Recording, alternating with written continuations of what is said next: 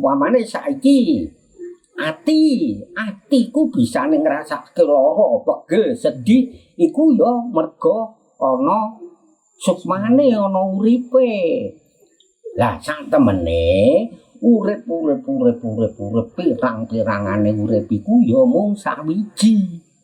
Nanging sangka daya panguwasaning sukma wenang mau dadi njur iso ngubahake nguripake pirantining badan sing ana njaba ya sing ana jero.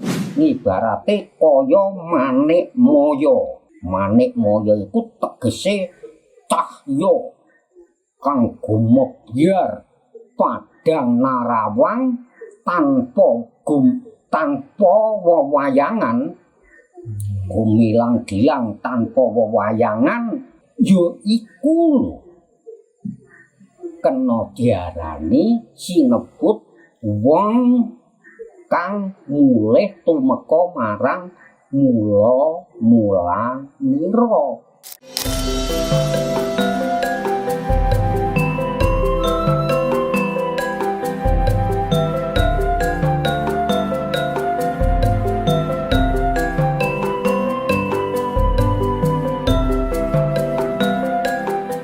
Assalamualaikum warahmatullahi wabarakatuh. Waalaikumsalam warahmatullahi wabarakatuh. Rahayu, rahayu, rahayu sagung dumadi. Rahayu, rahayu, rahayu sagung dumadi. Wah, teko maneh kene le, kene. Ini Pak De. Ya, pendongamu Pak De diparingi seger waras. Nggih, Bisa kepethuk sampean ya. Waras sehat toh? Alhamdulillah. Ya, syukur Pak De. Melu bunga. Ya, Kebeneran wong ya wis suwe ora kepethuk Pak De. nggih. Tak arep-arep nggih batur nyangkruk Pak De. Nggih. Ya, Dijak umuk Pak De. Nggih, siap. Ya jeneng nguri-uri budaya le Nggih, Pak De. Heeh. Ini gadah cerita napa nih? Iya, malah iki aku ki mergo ya iki lho Nak. Seneng dene sampean isih timur wis karem olah budaya. Nggih. Pengen tak ceritani. Nggih. Yaiku ceritane Pak De Mengku Surasa babakan apa ya sing ana hubungane karo kepribadian kerohanian. Wah, Ya toh? seru. Lah Pak De dhisik kan ya nate nyeritake iku Nggih. lan Pak De wis janji Oh nggih. kepengin tak critani terus Nggih. lan yo isih akeh maneh besok sing bakal diceritake. Lah iki pengen tak critakake babagan sukma, wernane sukma lan kedadian saka apa wae. Nggih. Ya toh? Jenenge sukma apa? Nah, iku ngene. Sing sepisan ya toh patemone jasad lan napas iku diarani sukma lair utawa sukma wahya. Nah, sukma lair utawa sukma wahya. Terus patemone napas lan budi iku diarani sukma jatmika. Uga kena disebut sukma batin. Nah, patemone nafsu lan nyawa iku den arani sukma mulya. Ya, tegese sukma mulus. Jadi sukma mulya iku sukma mulus. Patemone nyawa lan rasa iku diarani sukma jati. Lah iki sing nate ditakokke sedulure dhewe, ya to. Sukma jati tegese sukmaning rasa. Terus patemoning rasa lan cahya diarani sukma wisesa. tegese sukma wenang. Ada dadi tegese sukma wenang. Nggih. Nah, terus patemoning sukma-sukma mau, keklumpukane sukma-sukma mau diarani sukma adiluwih. Adiluwih. Heeh. Dadi sukma adi. Lek wong Jawa nyebute jaman biyen sukma adi. Dadi sukma adiluwih tegese sukma kang utama. Ya, ngono kuwi. Kekumpulane kang dadi sukma adiluwih iku njur iku iso nganti dadi kaya retna inten. Dadi warnane kaya retna inten. Dadi iki wis pokoke indah paling wis diarani endahe ora Tidak bisa digambarne ning donya. Nggih. Lah kang mengkono mau mula yaiku sing disebut martabat. Nah, biyen dulure dhewe kan nate takon bab martabat. Nggih. Lah, martabat iku ya to. Ana martabat iku siji tapi dadi telung pasebutan. Nggih. Pecah malih nih, Pak. Iya, yaiku sing kena diarani martabat wakadiyat. Wakadiyat. Heeh. Nggih. Uga disebut martabat wahdat. Nggih. Uga disebut martabat akadiyat. Akadiyat. Jadi iku mau martabat-martabat ngumpul nang kono kejaba. Wujud kaya retna inten uga nang kono dadi siji ya to. Nggih. Ya uga kena disebut ngibarate kaya manik maya. Manik maya iku tegese cahya kang gumebyar padang narawang tanpa wewayangan, gumilang-gilang tanpa wewayangan, ya toh? Nggih. Yo iku lho kena diarani sinebut wong kang mulih tumeka marang mula-mulanira. Ora beda ana jroning sing wis nate dirembug pagi yaiku ana ing alam uluhiyah. Dadi alam iki papane alam ilahiyah, alam pangeran. Lah kuwi ngono kuwi mulane ning kono ya padang narawang gumilang cahyane ya to tanpa wewayangan. Iku lho nggon papane wong bali mulih marang mula-mulanira. Nggih. Lho babagan sukma. Nggih. Nah, besok sik ana maneh nak sing perlu dirembug Pakde isih wah upamane kaya isane dadi besok ki kaya ngono. Dadi piranti ning badan iki uga ya kudu disuceni, ditapakake. Upamane tapane netra, tapane mripat, tapane grana, tapane lesan, sampai tapane pangku, tapane sekabehane iku disuceni supaya besok kuwi ben teka nggon kono kuwi mau. Ngono iku nang babakan sukma. Adik kula. Iya, Jadi niki kados sukma-sukma niki wonten sedaya teng nganu. Iya, Nak. Padate. Iya, lah. Contoh saiki rasa iku ya urip iso ngrasakne mergo ana sukmane.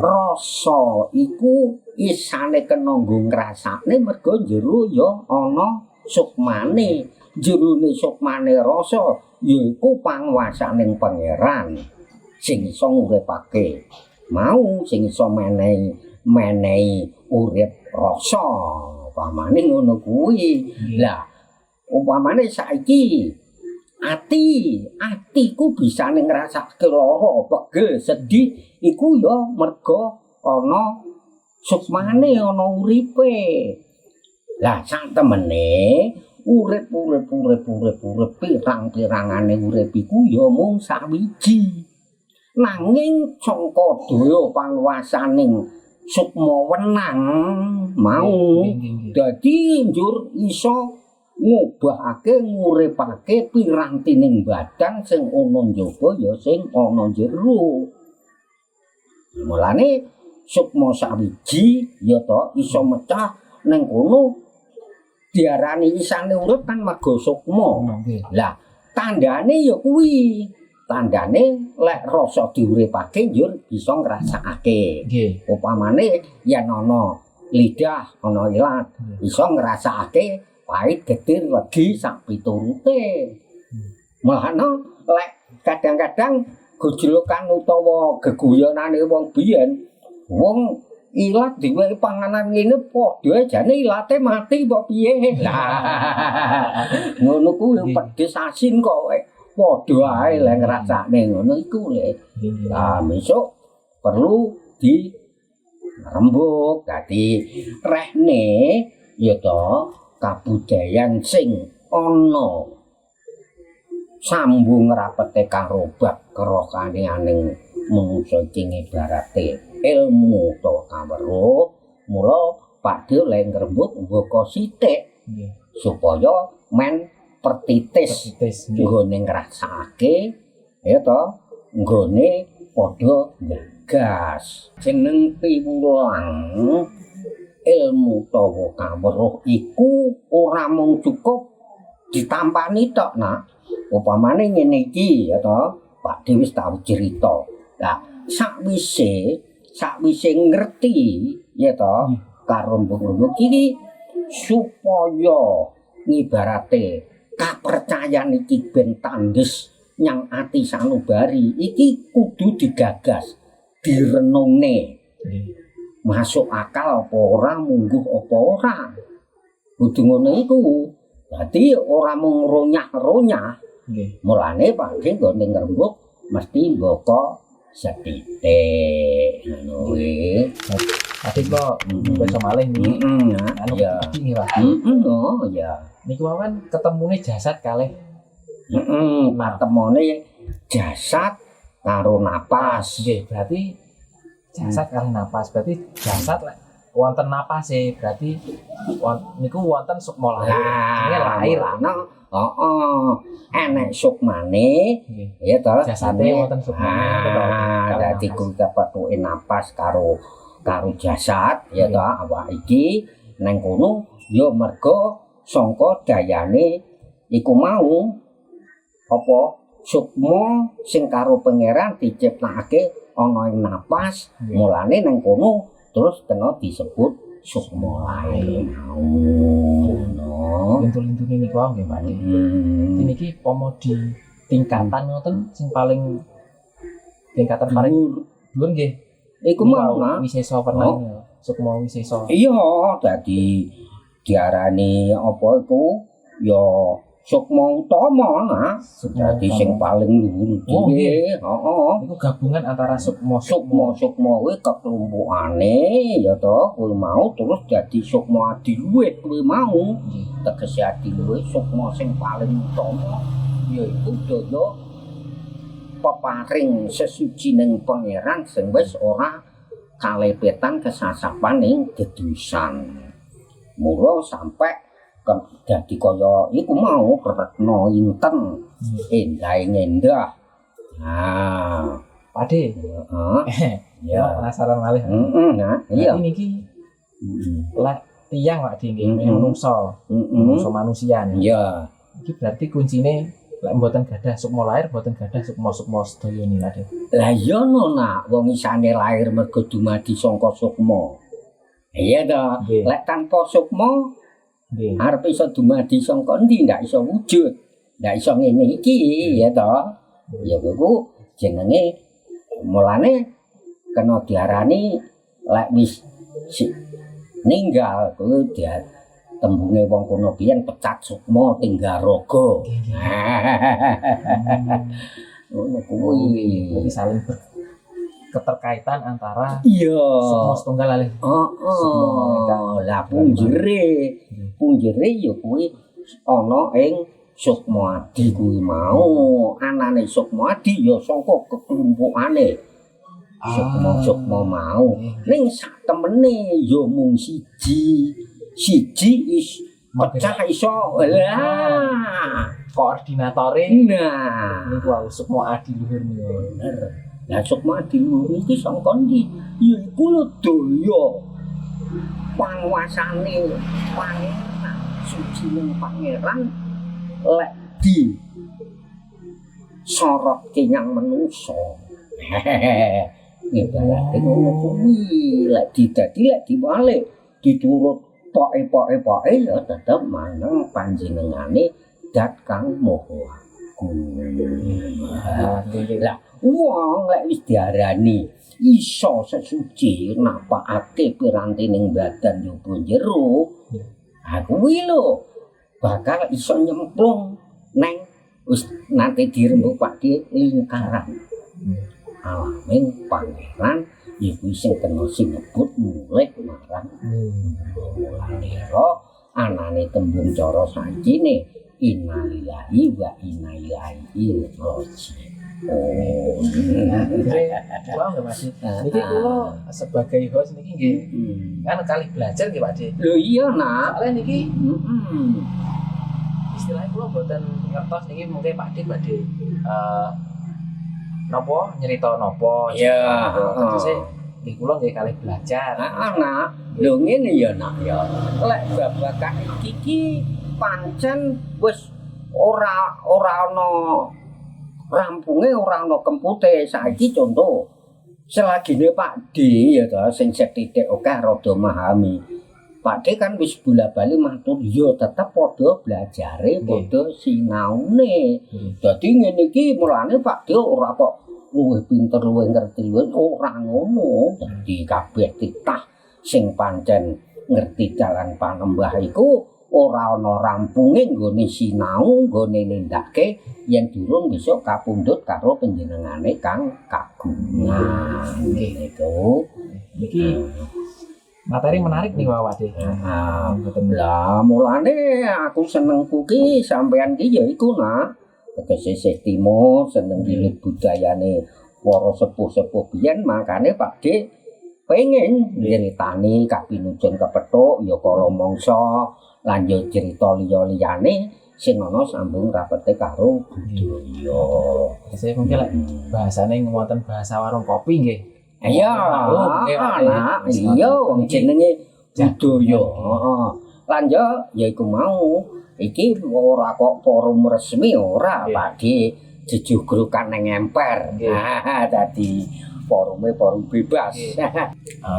Monggo niki damel rencang-rencang lebih semangat lagi damel nguri-nguri budaya Jawa nih Pakde.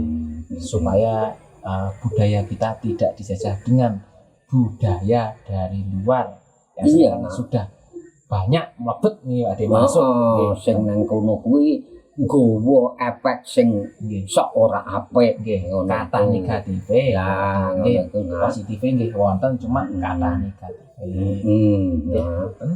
terus mungkin wonten tambahan malih iki ya sawetara ceritane Pakde sing ana hubungane bab kerohanian kepribadian tak kira cukup semene dhisik besok isih akeh nak sing pengen tak rembug karo sampean. Heeh. Niki damel rencang-rencang Pakde damel sanak sedulur.